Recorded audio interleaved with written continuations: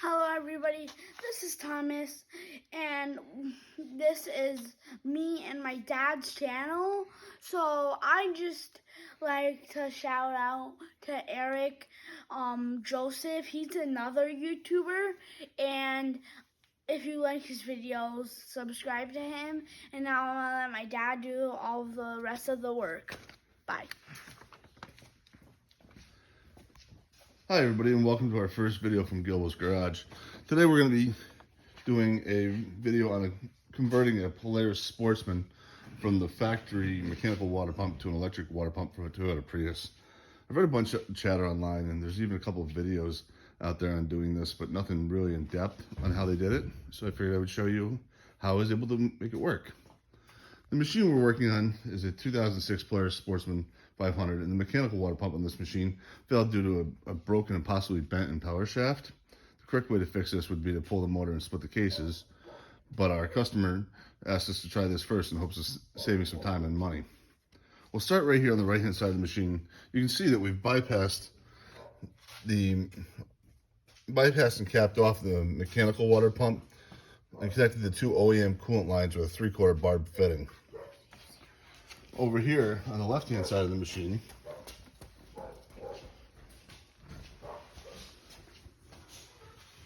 we cut in the factory hose and used a 5/8 by 3/4 reducer. The Polaris uses a 3/4 coolant line, and the Prius pump uses the 5/8 line.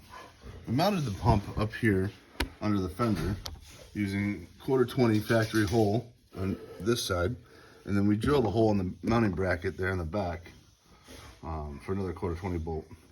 The Prius water pump came with a mounting bracket attached, but we discarded that. For the pump, we ran a short section of 5/8 hose to another reducer and back into the 3/4 line into the factory radiator. For the wiring, I was able to get the factory Toyota plug along with a water pump from Amazon. And for that,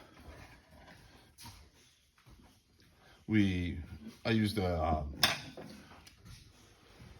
from the plug, I used a fused 5 amp fused relay, and I wired the trigger wire into the headlight harness. That way, if for some reason the owner needs to turn the power off to the pump, he can.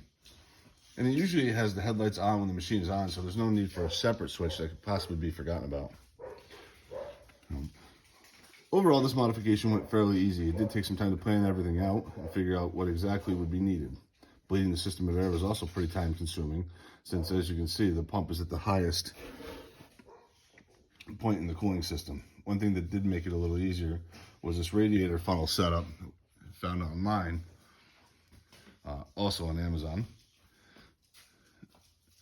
It locks in where the cap would be and allows you to fill the system and bleed it out without making a mess, and having a reservoir to autofill as the system burps the air out. Once you're done, there's a plug that will trap any coolant in the funnel so you don't lose any coolant left over. You just pour it back in the jug. Now we're going to go ahead and turn on the pump so you can hear it run. There's the fuel pump, and then turn the light switch on.